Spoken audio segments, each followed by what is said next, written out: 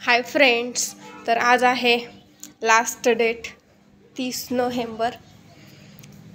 आता मी आहे दुकानात बसलेली, एवढी थंडी वाजायली आहे ना, पण काय करणार, नाही विलाज आहे, बसावं तर लागणार आहे। आणि बंद ठेवून भाडं चालू कसं ठेवणार, नाही का।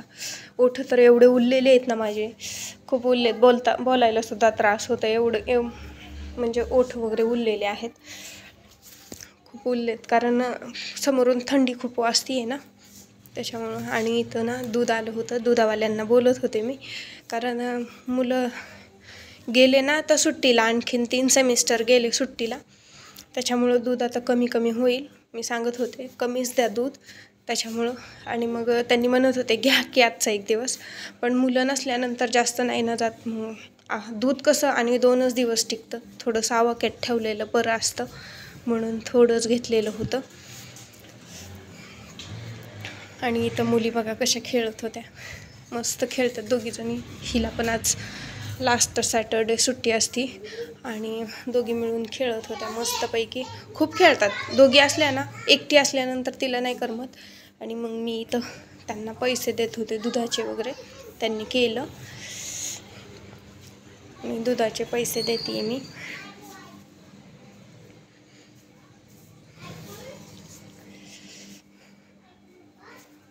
दुधाचे पैसे दिल्याच्या नंतर रोजच्या रोज माझं मी लिहून ठेवतेच, आज विक्री किती झाली, खरेदी किती झाली, आपला त्या खर्च किती झाला, कारण उगं घ्यायचे पैसे घ्यायचे आणि जाऊन खर्चून यायचे असं नाही करत आहे मी। खर्च पण लिहून ठेवते, आपण विक्री पण किती केलेली आहे ते पण लिहून ठेवते, आणि खरेदी किती केलेली आहे हे सगळं लिहून ठेवते मी, कारण आपल्याला पण समजतं ना मंथली, आणि मंथली तर हिशोब असतोच तो, पण असं रोजच्या रोज पण आजची खरेदी किती, विक्री किती, आणि आपण त्यातून खर्च किती केलेला आहे, म्हणजे आपण आपल्या घरासाठी आता सगळं विकत म्हणल्याच्या नंतर त्यातून आपल्या घरासाठी खर्च होतात, आपण ते लिहून ठेवतेच मी।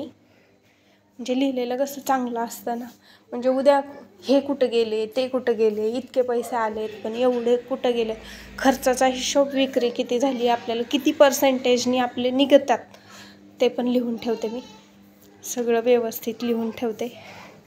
आणि इथं मुलींचं पण मस्तपैकी खेळत होते, आता ही येऊन बसलेली आहे, मध्ये मध्ये मध्ये करतात सगळे, दोघीच आहेत पण एवढा राडा करतात ना, घरात सारखं दिवसभर चालूच असतं त्यांचं, आणि लहान लेकरं असले की चालू असतंच।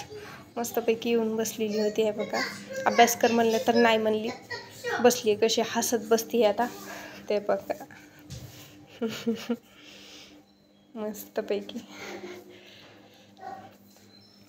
आणि व्हिडिओ कसा वाटला कमेंट करून नक्की सांगा, लाईक करा, शेअर करा, आणि जाता जाता एक सबस्क्राईब जरूर करा।